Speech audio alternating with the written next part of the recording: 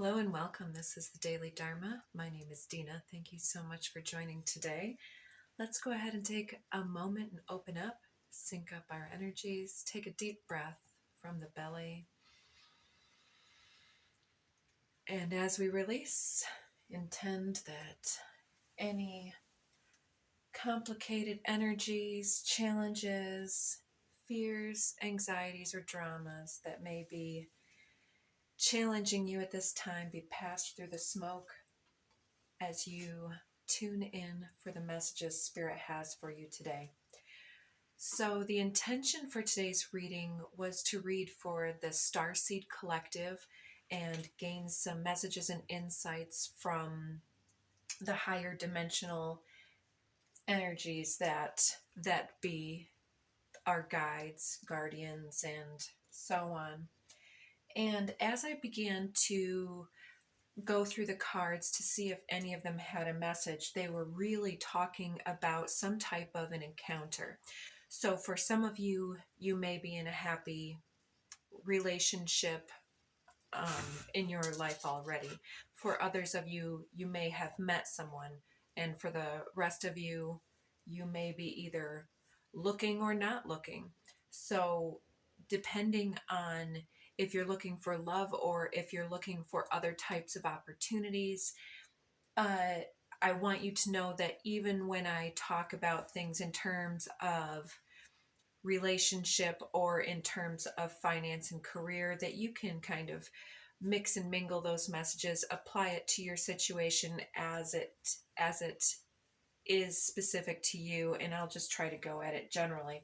So it looks in this situation that there's been some type of chance encounter that was somewhat fated, and I'm saying that for a number of reasons. So the first few decks that I was throwing with, I have this random deck, and underneath right now it's just got these interesting depictions. It's an actual typical deck, but then it has these unicorn pictures and magical pictures. So I was throwing in this deck, and it was talking about some type of level up situation, trying to create some level of self-mastery, and how this was looking back upon previous situations. And it looked as though you are someone who feels that you're in a very creative space over the course of your journey, some type of visionary energy or inventor or just creative and inspired artistic builder. Any of these type of things could be applied in your vision, if it is indeed part of a starseed journey, is perhaps ahead of its time, and it requires a certain type of audience to be able to understand what it is that you're putting into place and building in your experience. And it feels that it's very encoded into your own person. Who you've been has been challenged in unique ways to come to this point. And the way that that creative spirit was coming in is that lately it's either that it hasn't been able to be something that you've been able to put your whole heart and attention on, or that it's been resisted in some way or blocked in some other way. So some of you may have, like, writer's block, for instance, would be something.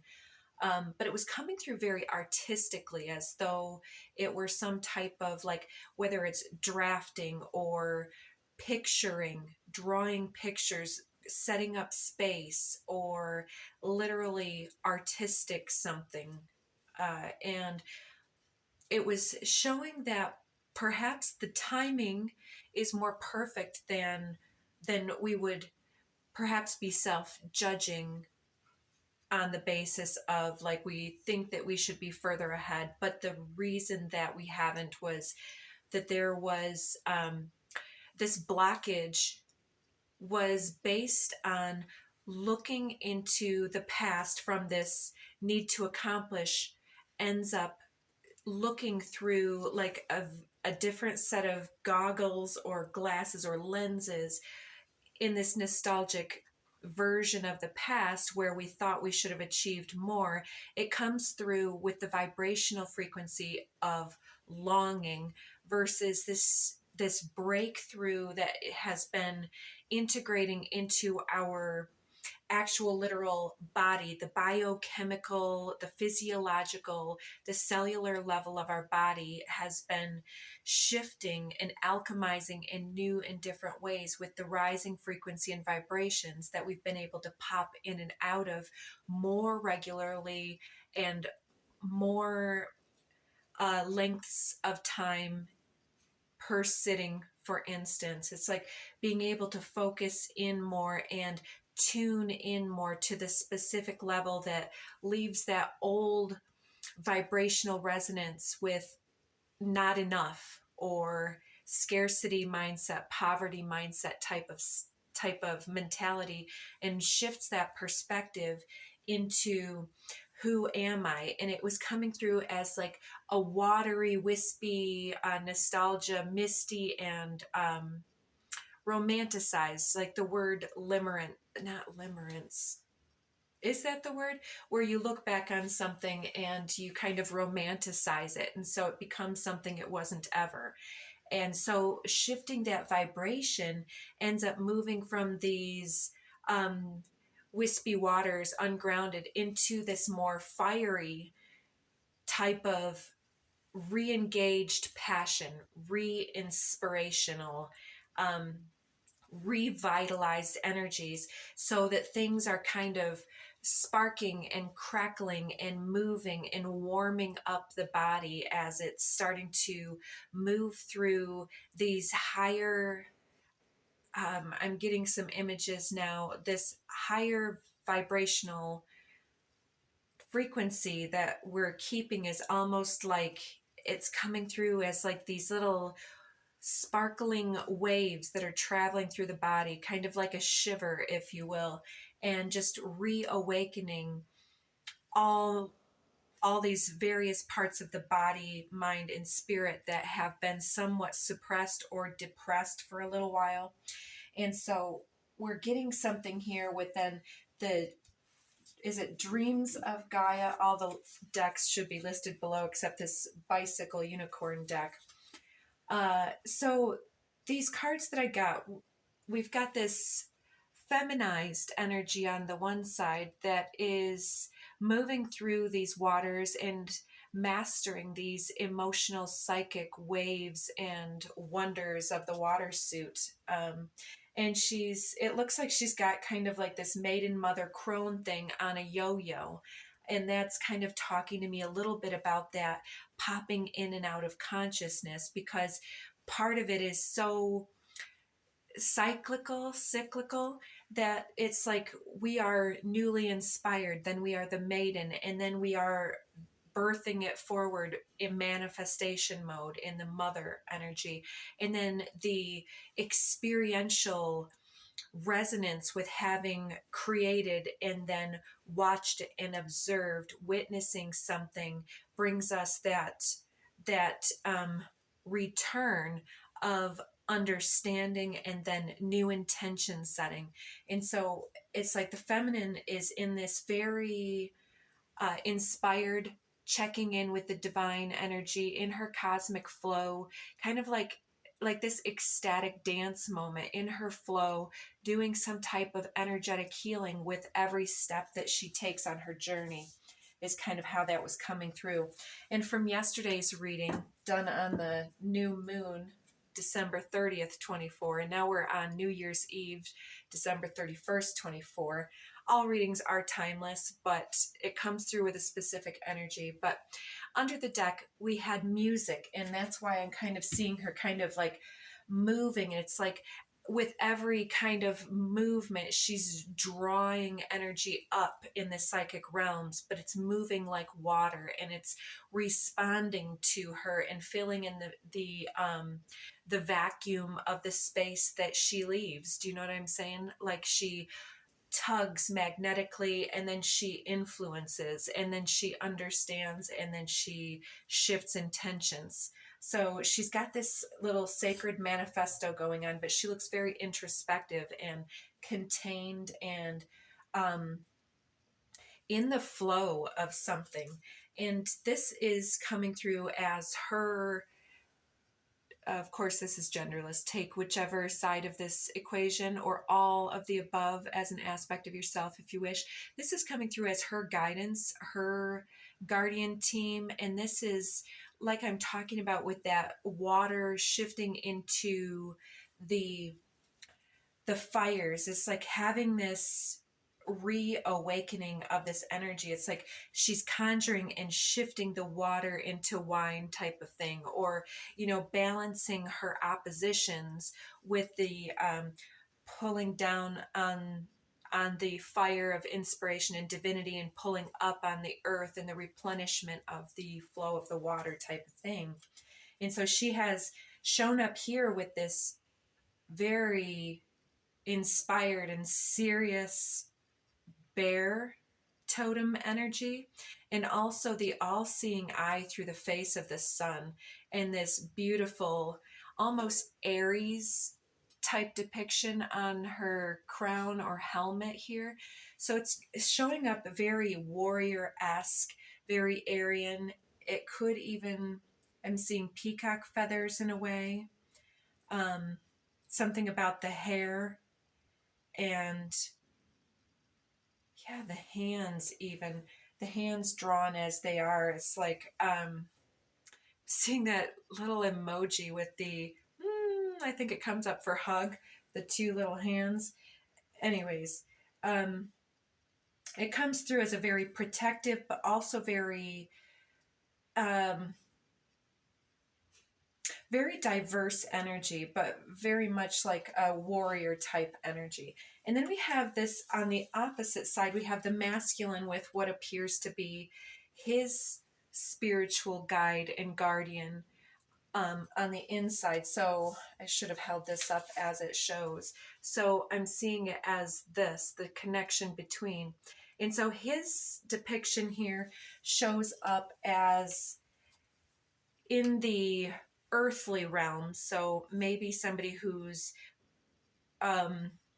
what it was coming through almost as more wild, a lot of feral type wilderness energy, somebody who chooses to walk barefoot in the soil, maybe a gardener, because you've got this this bowl of fruit, but he has the yoke across the back of the neck. So this person has done a lot to accomplish what they have created here. They may be somebody who has done a lot of manifestation themselves, but it kind of shows up with somebody who's kind of been married to overworking, if you know what I mean, like yoked to the job or to the responsibility. Their life has been, quote, no picnic. And so they are very empathic. They may have something about their hair as well. Could specifically be curly, wavy, long, doesn't have to be, but they're coming through with a very sexually magnetic charisma.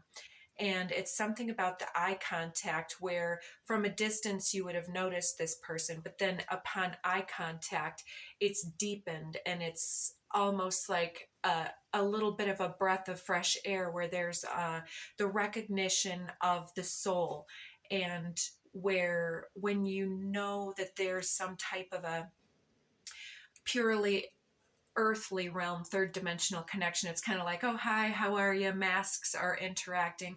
But with certain individuals, upon first eye contact, it's like you can almost read their inner script, if you will, in some type of a way. And not everybody will resonate with that message, but it seems like between the two of you, there's a recognition, and their guidance guardian here is coming through also with that maiden mother crone energy, and with this very watery suit here, and it's very much like Neptunian. So I don't know if this individual is a Pisces.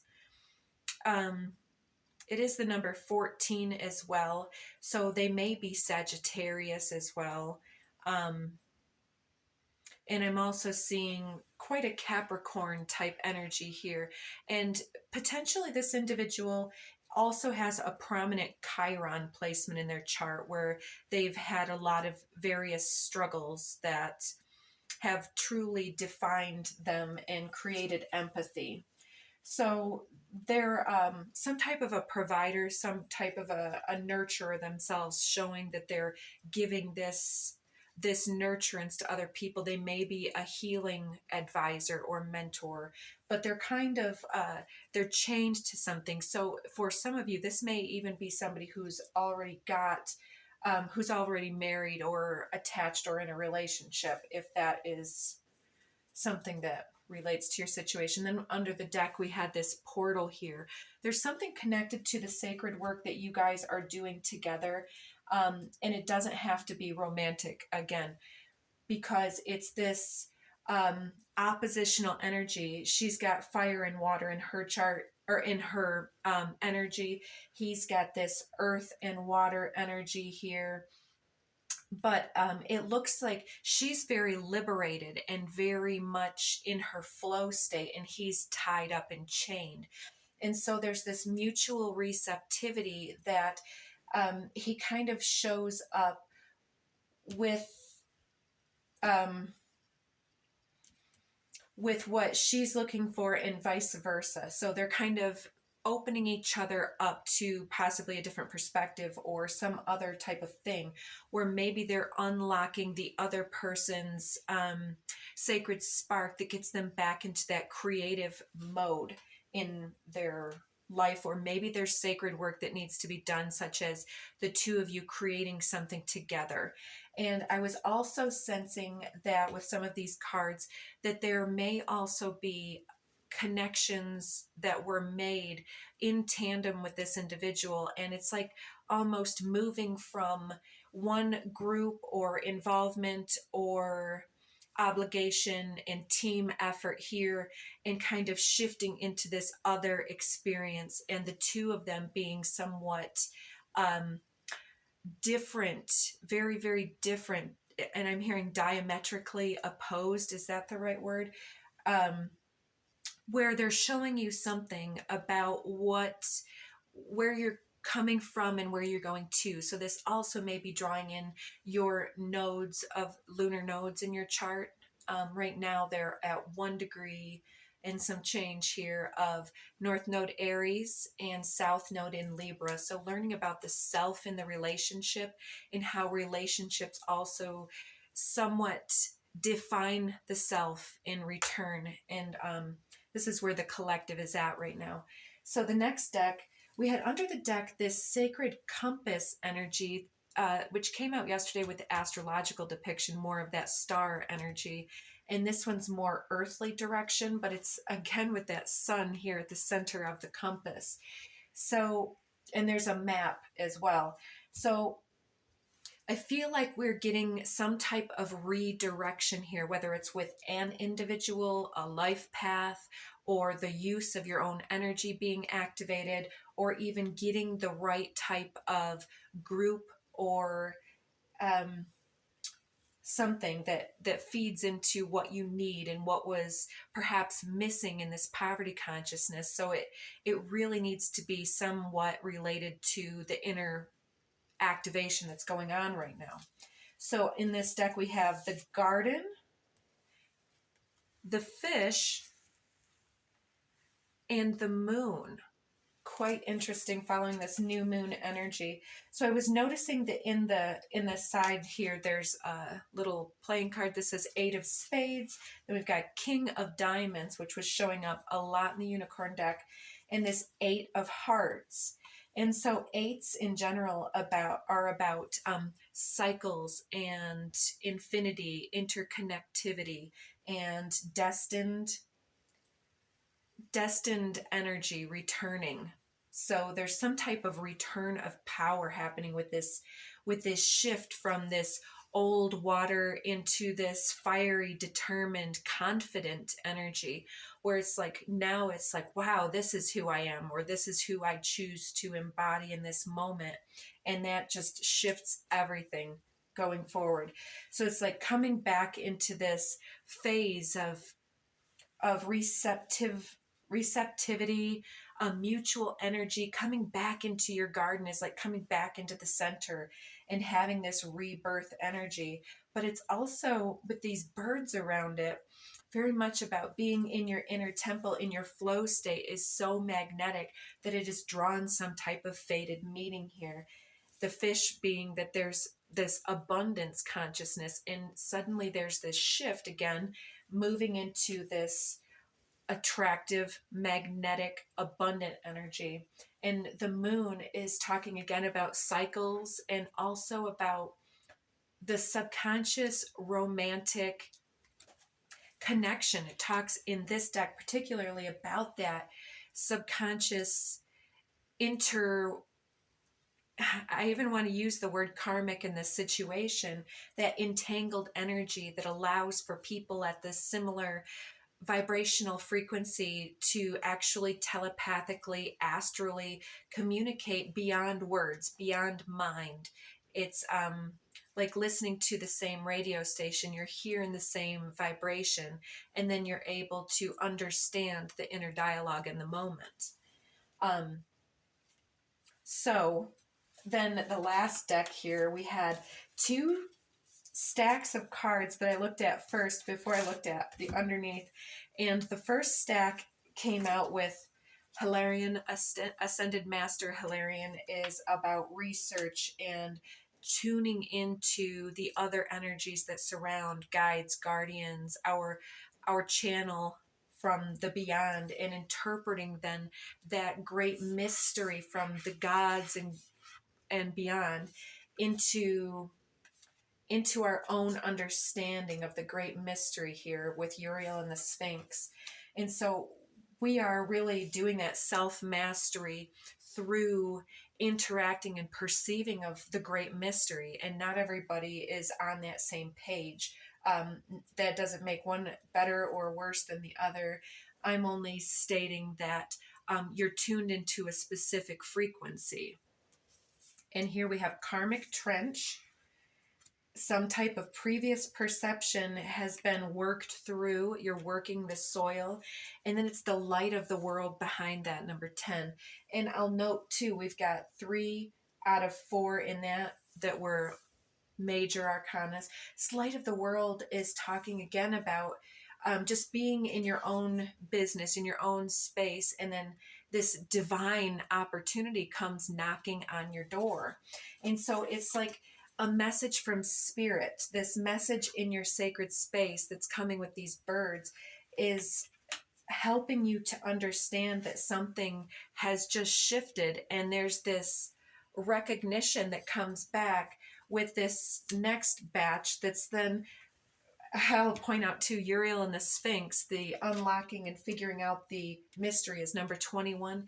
Here we have number 22, adsum, which is the Latin for being present. And it's like, you're here for it. I think that's what I want to name this video too, is it's like, yeah, you're here for this. It's like, whether it's just like, yeah, I'm ready for this new adventure, which remains under the deck from yesterday here with Awakening, Wake Up Call, and Twin Flame, romantic adventure. It's like, not only are you here for it, but it also seems to be destined in the moment. And so therefore it's almost like, this is what I came here for on the bigger picture with that North Node destiny activation. That's like, there's that newfound inspiration, there's that new commitment coming through, where you're also listening to your guides at the same time. Because it's like, I'm sensing that this Hilarion card is the masculine listening to his guides, and this is the feminine being like, oh damn, yeah, let's do this. We've got some type of sacred work over here within this group or partnership. There's something that can be created, and it's like, yeah, you're ready for this. This is something that's perhaps been lacking or missing in your life, and it comes to you now because you're in your fire state of understanding, like, not only the sacred flow, but then how to transform that into your fire in a sense. And so this feminine energy then comes through, listening to her guidance, to this angel here doing her sacred research as well with all the books in both cards. So you're both intellectually matched as well, and perhaps studying the same types of information. You're on the same page, where in previous situations that may have been that thing that was missing because you weren't possibly doing the same type of sacred work, or maybe there was just some type of mismatch energy where you couldn't quite mix and blend the energies previously with other players in the same type of a way, perhaps. And it comes through with this Six of Forces, the Six of Wands, a card of parts of the ego as well, but some type of victory, vindication, something that you deserve. And with the waterfall, it's like whoosh. And this could come through in a couple different ways, but to me in the moment, it's like a cleansing, clearing, and then the telepathy, it's like it pours through. The awareness is so readily available. And that's also a depiction for some perhaps of the level of attraction. It's like when the heart is engaged, the sacral chakra is engaged, this the suit of water governs the sacral chakra, which is the core of creation in that one deck here, and where the creativity energy resides in the body. And so when we're back in that passion, whether it's attraction or cooperative energies that synergize so well that there's that instant recognition, it's like there's this heart space opening. So it's also an emotional response. So it's somebody that, even if it was just a brief encounter, they've stuck with you some way. And here we have number 8, major number 8, Archangel Raphael, which to me, Archangel Raphael governs the green frequency light wave. What do you say that? The ray, the green ray, and is dealing with the self-love that's emanating from the center of his chest with that pink, and then his offering of the green from his palm. I see this as a bit of that soul recognition that is recognizing that even though this individual here seems possibly a little rough or wild, or could potentially be any type of number of earthly things perceived about them from a distance, look at the way that that offering, whatever is coming through, is like it's imbued with the frequency of his own self-love in his offering. He's not offering it with a baited hook. I mean, he's doing this because it's part of his commitment to his soul burden here, with the yoke being attached to his offering. So, yeah, he's karmically entangled with his need to give and receive. And so it does talk about a lot of sacred work in his energy going on in regards to that. But I feel like that's just like, again, with that recognition, and it's like it's been a premonition. It's been perceived in advance. Coming out under the deck here, we have this setting your course was under the deck from yesterday when I collected the cards, 3 of Scrolls, with this leaving the karma behind for beautiful waters, looking at that map again in the background, the sailor charting the new course and seeing far into the future. But under the deck, actually, this time is the 2 of Cups, this 2 of Roses here with Winged Messenger. So this is like the fated meeting is also in this card, but let's see. Master Artisan is also in the center here, peeking out, talking about how you work with this individual and some type of thing, perhaps, or a way of being that you guys are doing together. So let's, as always, I talk a little bit longer than intended on some of these readings, but let's see. Let's get some code cards for people just returning that haven't seen so far. I've mixed my Sacred Geometry Activations Oracle deck with the Beyond Lemuria deck. I think I do like it. It kind of adds this feminine, masculine, intermingled energies, and it takes the very foundational energies from the sacred geometry, very third, fourth dimensional, and fifth, I guess. But then the Beyond Lemuria seems like fifth dimensional and beyond into the Starseeds. Tantric journey to me is absolutely about the mixing of the masculine, feminine, yin yang, water and fire. And it talks very much about the individuals here being connected to their elemental flow state, and at least understanding how to honor their inner child here with trust your innocence underneath the deck here. I feel like trust your innocence is about feeling safe to be yourself in someone else's presence. And let's face it, in the third dimensional realm, there's so much judgment going on that it's difficult to get to that space. Gracious receptivity. Look at the extended hands again.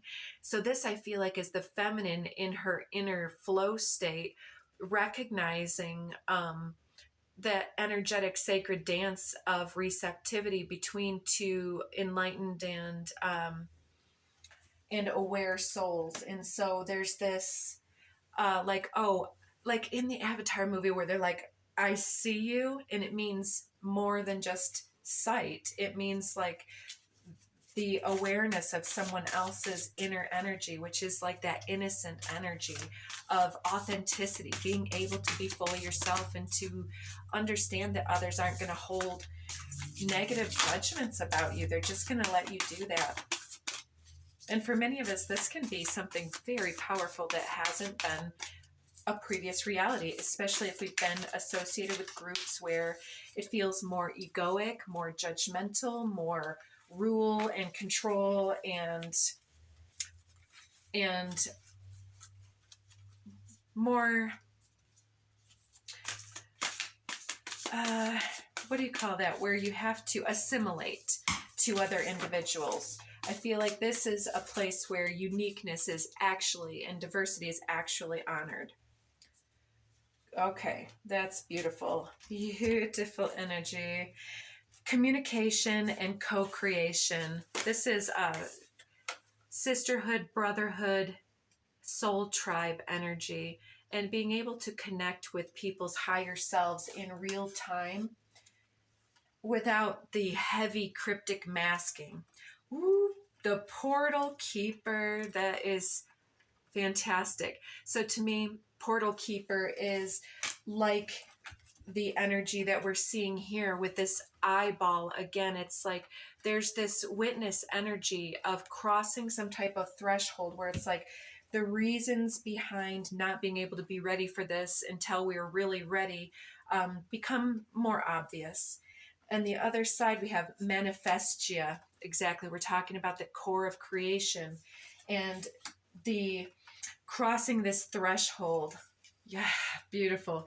Nurture, nature. Look at that mother energy. That's the core of creation, where the creativity and the passion comes back online, and you standing in your full power, full spectrum, connected to all other realms, interconnectivity with animals, plants, and planets. Underneath the deck, she of the lotus. Beautiful. So happy New Year.